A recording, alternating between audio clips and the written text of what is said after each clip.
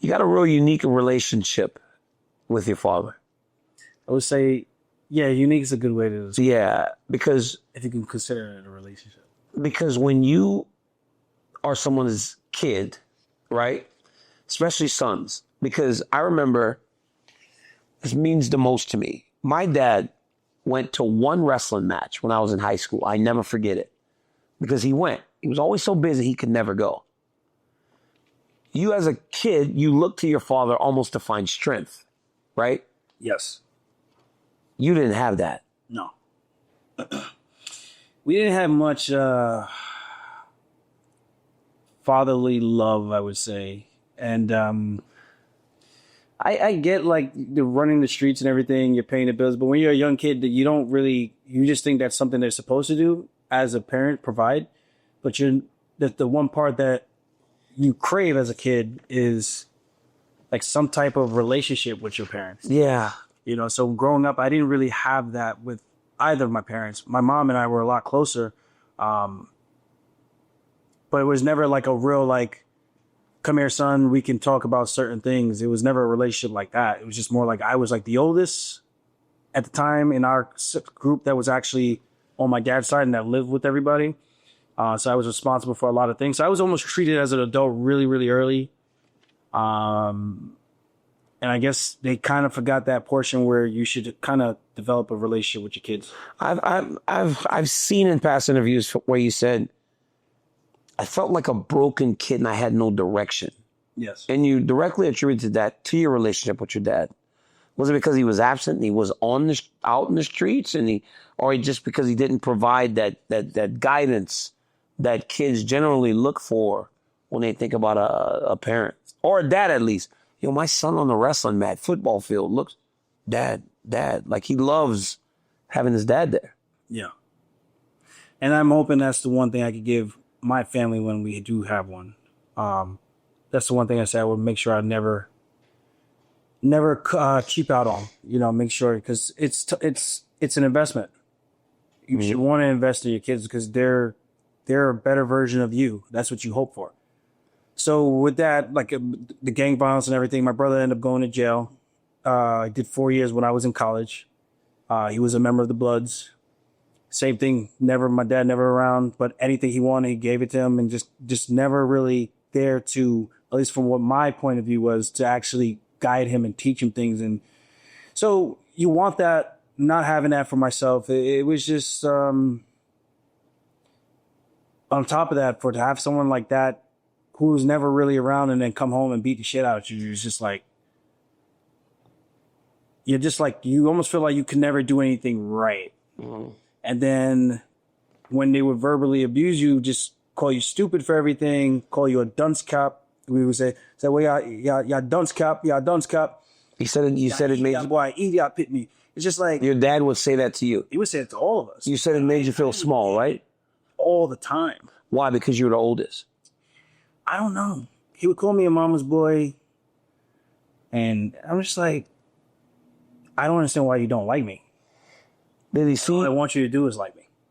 Did he see maybe you as a better version of him? And maybe it like became like a little bit of an envious relationship when you look back on it as an adult now? Maybe at this age. When I was in high school. You couldn't understand it, I get it. Yeah. But you're doing things that are very positive. He's still doing what he's doing. You think maybe there was a little envy in the relationship? I wasn't a straight A student at the time, so it was not like I was killing it in a way that was different from him. He would always call me Likaman, which was like his way, I guess, of kind of giving me praise, because I would be the guy who would have to take responsibility for a lot of things when these guys were gone. I was in the house alone with just me and my sister and my younger brother, and then my other little sister who was then born, and we were just living together. They'll leave, you don't answer the phone, you don't touch the door, and whenever someone comes knocking, they call them. I was the guy, the little ones want to try to answer it, and like, no. You heard what they said. You don't do it. So they always looked at me as the little man, because I was always propped and left with the responsibility of just being an adult sooner than I probably needed to be. But it's not a bad thing. I think that's why made you grow up. Made me grow up. Why I feel the way I do with the world today. But I also is why I'm so kind of, I guess, callous in showing emotion And why I joke around so much, because it just makes it easier to not. You're trying to shield yourself from the hurt. I guess so to speak. He would like, I don't look people in the eyes as much as I should, and it's because of him. Why?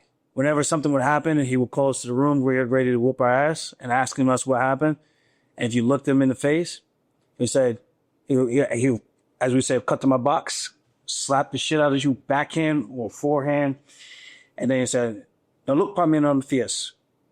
And I'm just like, but that is one thing we learn as men, to look directly in a person's eye, to show respect. Yeah. So imagine having that pretty much your whole childhood, and then even as a young adolescent in high school, 9th, 10th, 11th. Senior year was the last time he put his hands on me. And what happened? He took a cable cord, he taped it up. But first he took it, he doubled it. He rolled the bottom handle into, he taped it up, then rolled the bottom handle into like a grip. Long cable cord, double thick. My brother opened his cases of Red Bull, the one that's the gang affiliate, which is babies, now in jail again. He drinks the Red Bull, opens the case that we were told not to touch. I take one because the good son that he never punishes, nothing's going to happen if he did it. I take one. Somehow I am the one that gets crushed with this thing, welts on my back, hits me with one on my head. I heard a ringing, and I still feel like sometimes my earring's a little off Aljo. On this side, because he just. And my mom told him. My mom, I remember her telling me, because I heard her screaming, like, "Why the fuck would you? Why would you do that to him?" And it was just always me. Could she protect you or no? No. She got it too. Really? Yeah. So imagine sometimes I want to just fucking, you know. But you never did him anything. As you're just not big enough. Yeah. Until I got older. And then when that incident happened, I didn't fight back to like the very end. And I just like grabbed him. I left the house afterwards, and I told him, like, don't ever put your fucking hands on me again. Like, this is just not, one of us is gonna have to go. Wow. This is like, it gets to a point where it's like enough is kind of enough. And even now, I've tried to make amends with him, but that's a whole nother story. I won't even get into that, but it's hard to forgive that. I just don't talk to him. Yeah. He's just very stuck in his ways. He's stubborn. He's selfish. He's conniving, and he's two-faced. But even as the world champion, did he not try to work his way back into your life? No, but he's trying to take my money. How? Through child support, through my mom. How in the world could he get your money? Because he knows my mom doesn't work. It's not making money. He knows I will eventually have to pay. Because he takes it from your mother. Yeah. So he's putting your mom on child support. My mom is on child support. To pay him. Yeah. Now the child support is up. My sisters, who are just turned 21, have been paying him. They've been working for the last 3 years. They've been paying him $375 a month. And he knows that the money's coming from them, and he still takes it. That's unbelievable. Even they told him, like, this is our money, and he still takes it. And then their arrears are like $54,000, but he only gets $50 a month. So he's like trying to go to the court to get that raised again, so that he could get more money. But he's coming from me. So he took the attitude of the street, right, the hustling, and now he's applying it to life because he's probably too old to be able to hustle in the streets anymore. I think he just doesn't want to do it because I got other thoughts on that. But I just think he doesn't want to do it anymore. Aljo, when do you think you started to break free from those experiences? And how did those experiences with your dad shape you into who you are today? I would wrestle with anger. And wrestling it was my outlet. I would wrestle with anger. And was it therapy? Was it therapeutic to be on the wrestling mat? Therapeutic to be in the wrestling room. Fighting. Just scrapping. Just be able to just feel like you can actually compete and do something and kind of stand up for yourself for something at least. You see your dad beating down your mom and hitting her. You can't do anything. You're just a little boy constantly being smacked and talked down to you. So that was my outlet, and then that was my therapy. And whenever I would wrestle in matches, I was just always trying to just kind of hurt kids. Yeah. And I would be thinking about him. Yeah. Just like the stuff that he would say, and I would think just to myself, and then like just fuel me up. So you carried that into the gym with you. Yeah. He made a horrible impact on what in our adolescent years. Those are the most important years for young men, especially young black men, to develop to try to be great in society, and to not have that guidance is very unfortunate. And when you think back to that, right? What would you tell that young Aljamain Sterling? If you had to go back today and look at that kid, right, that got hit with that thing in Uniondale, and you say, obviously you tell him it's going to be all right. Like, it's actually going to be okay. I know it's dark now, but if you had to walk that kid through all those dark, vicious moments, like, what would you say to that kid?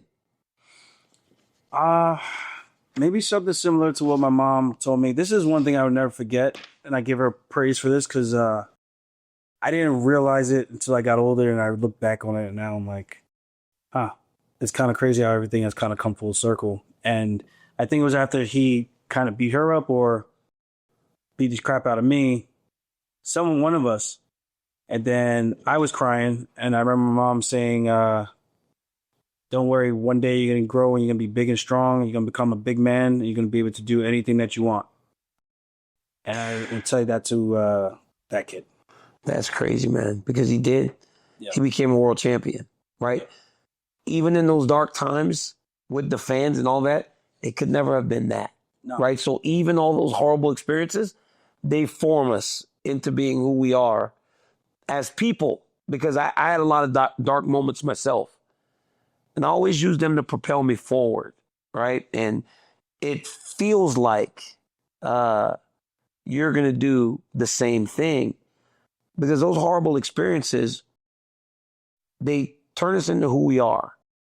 But when you take those lessons, right, when you look at what you dealt with in all your family and your friends, or your family and your siblings, how can you be different? How can you ensure that to your beautiful fiance and to your unborn children that you're not only better than your dad, but you're one of the best fathers walking the earth? I mean, you have the example of what not to be. Yeah. How can you be better, a better father, a better husband? Just being present. I just don't think I don't think what I wanted or what any of us wanted from it was very... Why did you still want that if it was bad? Why do you think you still longed for that love?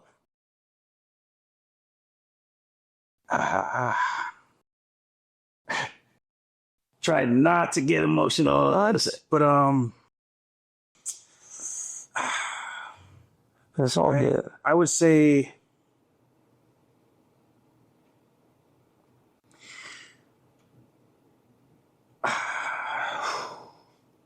a kid who just wants to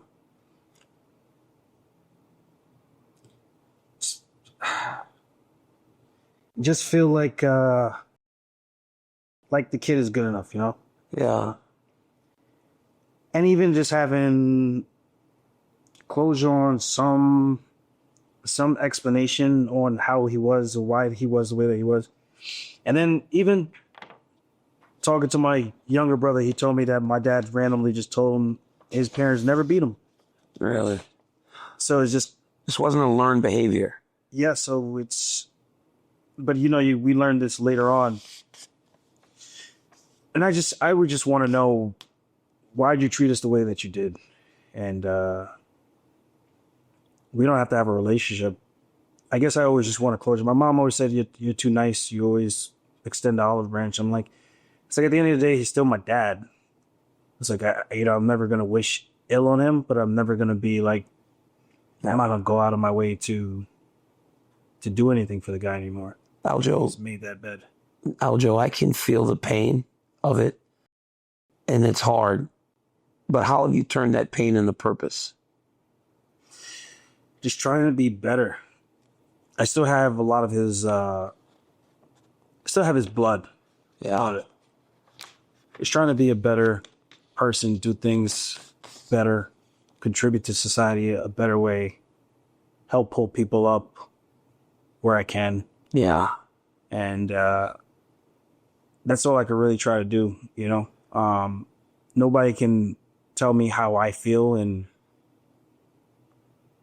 put themselves in the same situation that I've been in and experienced. So I'm sure other people have gotten their ass whooped by their parents too, but you know, I guess the trauma you kind of take with it is it's just different from person to person. It is absolutely different. You never know how you take that stuff. It takes a strong man to sit here and talk about this. Like, most can't do what you do and open open your emotions and your life to people as you have over the last hour. And I hope people can understand and respect and get to know Aljamain Sterling a little better, because I feel like right now I learned so much about you, about your mentality, about your thoughts, about your life. I thought this was very good for me. And it makes me wonder, right, with this and with other things that you've done, when the door is closed, right, because at 36, it starts to get towards the end of the career for everyone. When the door closes on them, what do you want people to say about Aljamain Sterling? Years and years from now. Just that this guy never turned down any fight, always a gamer, fought the toughest opponents, called out the toughest opponents. And even if I came up short, I always gave it my best. And I think at the end of the day, that's all I want people to do. Like, life is hard. Life is hard. And even when you're successful, it's still hard. Yeah. Even dealing with this stuff that I have in the back scenes that people don't know about. But you don't give up. You just keep fighting and do the best that you can. Yeah. And I'm not the most talented or most gifted athlete, but I've made the most out of it. And that's really just through hard work. You know, I didn't get any handouts coming up. I didn't have super support. Like some people have both parents that are able to take them around and give them that development early and things like that. I've come from never feeling good enough to do anything to finally becoming the best of the world or something. Yeah. And that for me is like the American dream. It fulfills I feel like if it were over today, like I feel fulfilled. And I just hope people understand that I always gave my best with each walk that I make to the octagon. Yeah. Last thing, outside of fighting, what's the next mountain? And the last mountain you want to climb? Fatherhood? Well, scaling the company, the Phone Call Run company, which I mentioned I'm the founder of. You do real estate too? I do real estate, but more passively these days. Yeah. Not flipping like I was before. Maybe a little acting again. Like I got that movie that we're working on. Hopefully nothing changes and I'm still in it. Yeah. I go out this weekend for a fitting. So hopefully that all goes well. And that will be my third movie that I've done to date. That's actually will be coming out. And becoming a father. Yeah. Getting married and becoming a husband, then becoming a father. Yeah. I know some people say, what about the other part? So yeah, that's amazing. Well, you've done well, man. I'm proud of you and everything you've done, man. You have been, looking back now after hearing everything, it's been it's inspirational.